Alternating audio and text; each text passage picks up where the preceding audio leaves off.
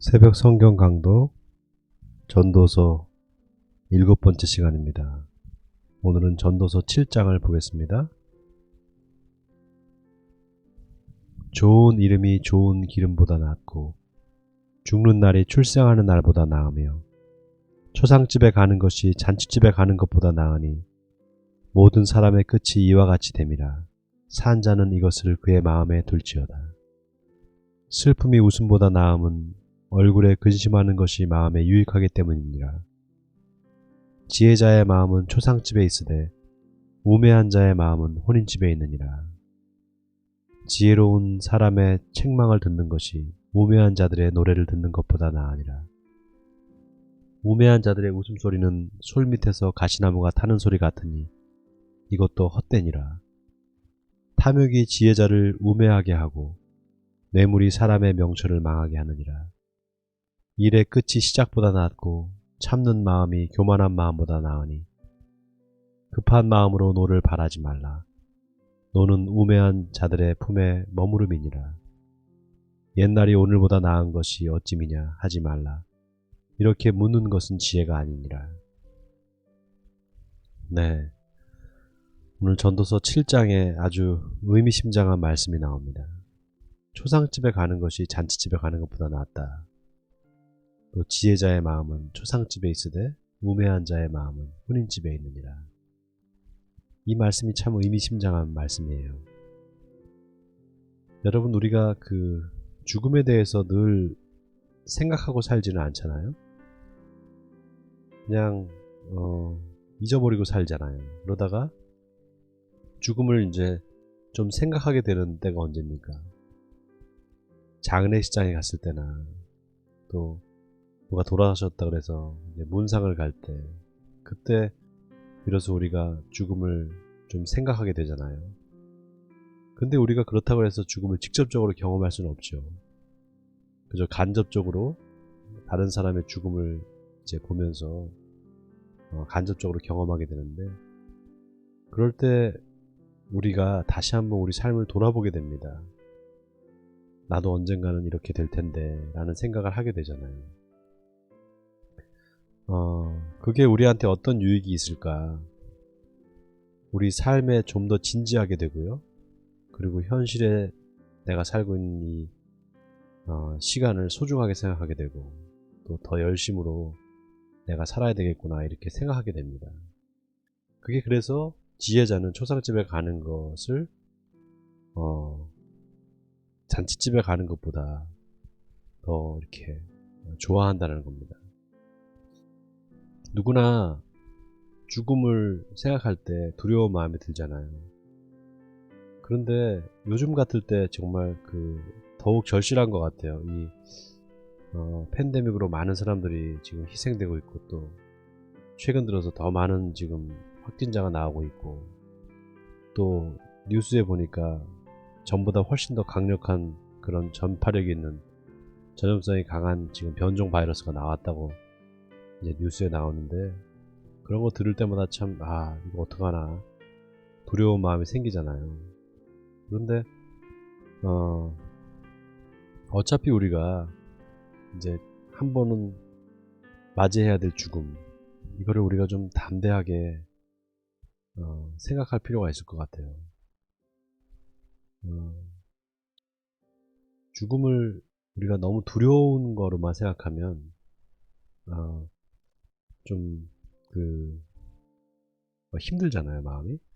그런데 죽음 이후에 우리가 갖게 되는 소망을 생각해 보세요. 그러면 죽음은 결국 하나의 통과 의례일 뿐으로 생각이 돼요. 우리가 죽지 않으면 다시 살아날 수 없는 것처럼 우리가 죽어야만 다시 부활할 수 있다라는 생각을 하면 죽음이 그렇게 두려운 것만은 아니라는 생각을 하게 됩니다. 예수님도 십자가를 지기 전에 굉장히 두려워하셨잖아요. 그 예수님도 두려워하셨다는 사실이 우리한테 위로가 됩니다. 왜냐하면 예수님도 우리와 똑같은 인간이셨기 때문에 그분도 죽음이 두려워서 겟세마네 동산에서 땀방울이 핏방울이 되도록 그렇게 기도하시고, 아버지여, 이 잔을 내게서 옮기시옵소서 이렇게 말했잖아요. 그리고 제자들한테는 내가 죽게 되었으니 나를 위해서 기도해달라 이렇게 말씀하셨단 말이죠. 그 모든 예수님의 그 행적을 볼 때 예수님도 죽음을 두려워했다는 것을 우리가 알 수 있어요. 그런데 그 예수님이 죽음을 두려워했다는 사실이 우리에게 위로가 된다는 것, 이게 기독교가 갖고 있는 가장 큰 특징이 아닐까 싶습니다. 바로 주님이, 바로 그 우리의 구원자이신 주님이 우리의 슬픔과 우리의 고통과 또 죽음에 대한 공포 이런 것들을 다 대변해 줄 수 있는, 그리고 그런 똑같이 우리와 공포심을 느끼시고 두려움을 느끼셨다는 사실. 그럼에도 불구하고 예수님은 그 십자가를 지셨고 그 죽음 이후에 다시 얻게 될 그 영광을 바라보셨다는 사실. 그거를 우리가 생각할 때 죽음이 이렇게 두려운 것만이 아니라 내가 하나님께 더 가까이 가는 하나의 통로가 될 수 있다, 이런 생각을 해볼 수가 있을 것 같습니다. 물론 이게 나한테 현실이 되면 굉장히 두렵겠죠. 자, 이제 또 읽겠습니다. 지혜는 유산같이 아름답고 햇빛을 보는 자에게 유익이 되도다. 지혜의 그늘 아래에 있음은 돈이 그늘 아래에 있음과 같으나 지혜에 관한 지식이 더 유익함은 지혜가 그 지혜 있는 자를 살리기 때문이니라. 하나님께서 행하시는 일을 보라. 하나님께서 굽게 하신 것을 누가 능히 곧게 하겠느냐. 형통한 날에는 기뻐하고 곤고한 날에는 되돌아보아라.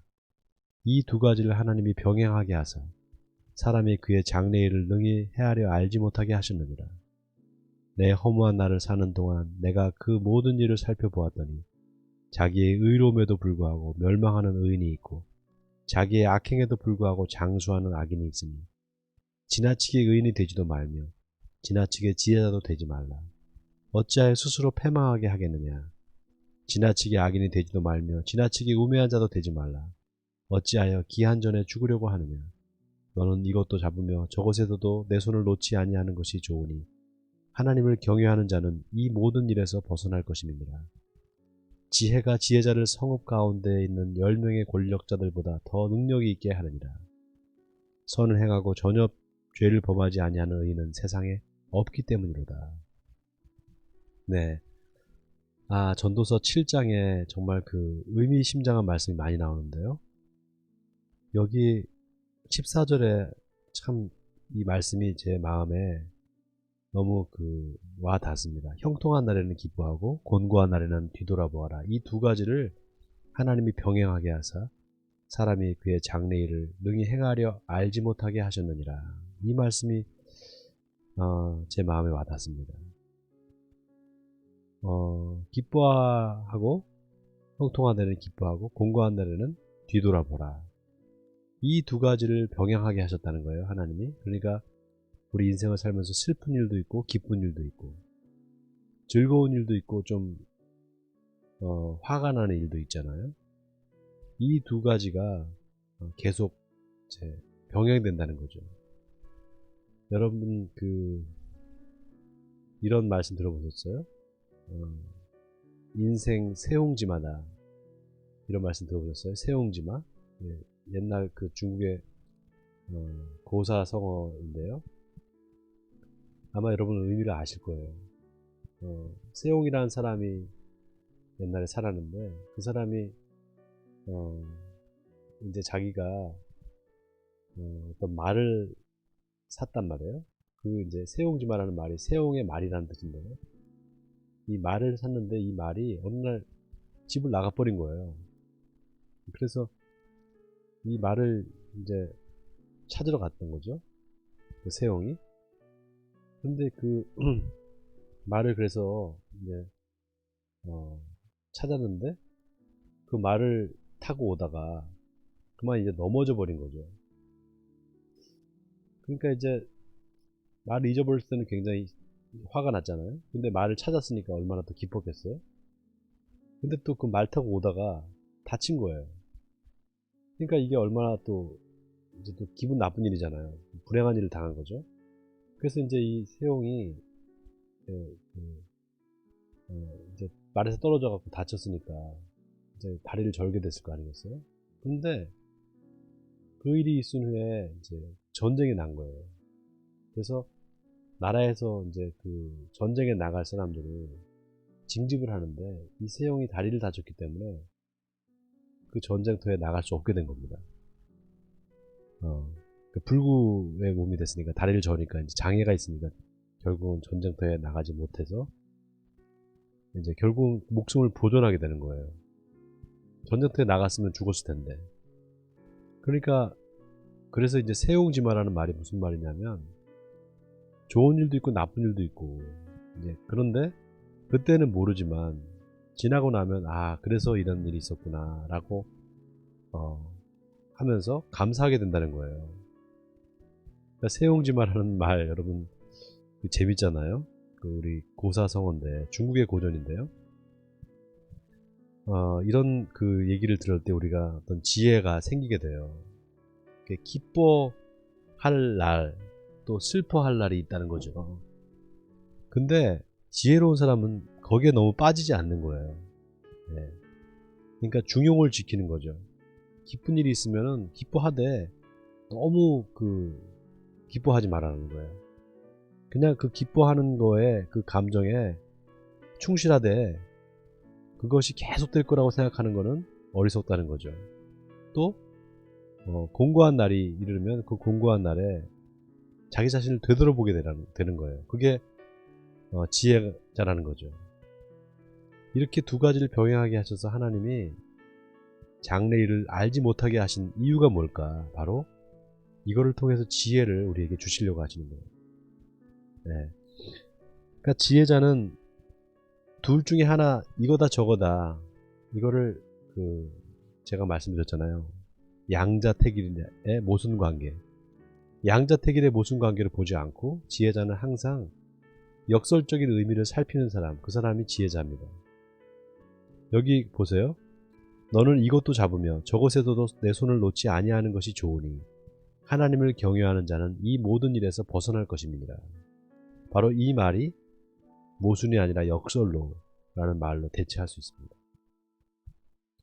우리가 이 지혜는 이것이다 저것이다가 아니라 이것과 저것을 같이 아우르는, 그래서 그 안에서 선을 찾아가는 그런 사람이 지혜로운 사람입니다.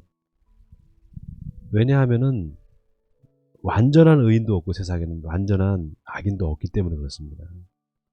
자, 넘어가겠습니다. 또한 사람들이 하는 모든 말에 내 마음을 두지 말라. 그리하면 내 종이 너를 저주하는 것을 듣지 아니하리라. 너도 가끔 사람을 저주하였다는 것을 내 마음도 알고 있느니라. 참 기가 막힌 말이죠. 내가 아무리 의로운 척을 해도 내 마음속에 다른 사람을 이렇게 저주하고 그러는 마음을 갖고 있는 것을 안다라는 거예요. 누가 아느냐? 네 마음이. 네. 마치 마음을 제3자처럼 이렇게 말하잖아요.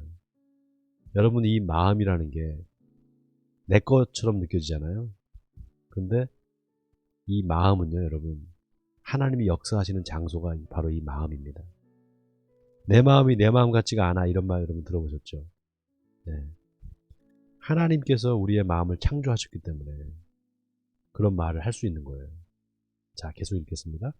내가 이 모든 것을 지혜로 시험하며 스스로 이르기를 내가 지혜자가 되리라 하였으나 지혜가 나를 멀리하였도다. 이미 있는 것은 멀고 또 깊고 깊도다. 누가 능히 통달하랴. 내가 돌이켜 전심으로 지혜와 명철을 살피고 연구하여 악한 것이 얼마나 어리석은 것이요 어리석은 것이 얼마나 미친 것인 줄을 알고자 하였더니 마음은 올무와 그물 같고 손은 포승 같은 여인은 사망보다 더 쓰다는 사실을 내가 알아내었도다. 그러므로 하나님을 기쁘게 하는 자는 그 여인을 피하려니와 죄인은 그 여인에게 붙잡히리로다. 전도자가 이르되 보라 내가 낱낱이 살펴 그 이치를 연구하여 이것을 깨달았노라. 내 마음이 계속 찾아보았으나 아직도 찾지 못한 것이 이것이라. 1000사람 가운데서 한 사람을 내가 찾았으나 이 모든 사람들 중에서 여자는 한 사람도 찾지 못하였느니라. 내가 깨달은 것은 오직 이것이라. 곧 하나님은 사람을 정직하게 지으셨으나 사람이 많은 꾀들을 낸 것이니라. 네, 정말 이 지혜자의 통찰이 아닐 수 없습니다. 여기 전도자가, 그러니까 이제 솔로몬이죠. 솔로몬 왕이 25절에 보니까 전심으로 지혜와 명철을 살폈대요. 그리고 연구를 했다는 거예요.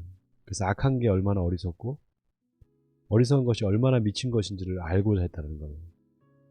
그런데 보세요. 26절에 마음은 올무와 금을 같고 손은 포승 같은 여인은 사망보다 더 쓰다는 사실을 내가 알아내었도다. 이게 무슨 말입니까, 여러분? 아주 의미심장한 말인데요. 마음은 올무와 금을 갖고 손은 포승 같은 여인은 사망보다 더 쓰다는 사실을 내가 알아내었도다. 이 포승이라는 게 뭡니까? 몸을 묶을 때 사용하는 쇠사슬 같은 걸 포승이라고 그러잖아요. 그러니까 어리석은 자를 유혹해서 죄에 빠지게 하는 그런 이제 여인, 음녀죠. 그런 여인의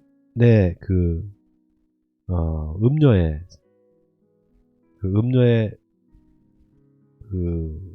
뭐라 그럴까요? 아름다움이라 그럴까요?